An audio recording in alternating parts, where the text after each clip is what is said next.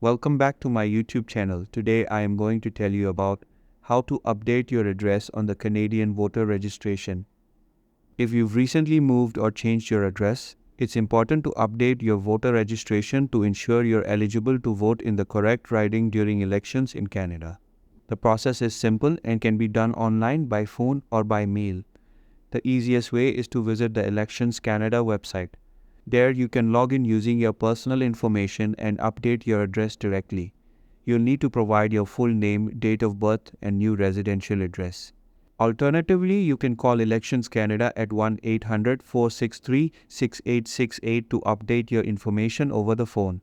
If you prefer to do it by mail, you can request a registration form and send it back with your updated details.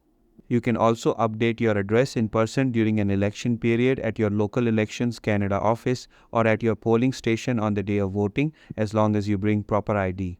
Keeping your voter registration up to date ensures you receive your voter information card and can vote without any issues. Make sure to check your registration regularly, especially before a federal election. That's all for today's video. If you found this helpful, be sure to like, share, and subscribe for more Canadian civic tips.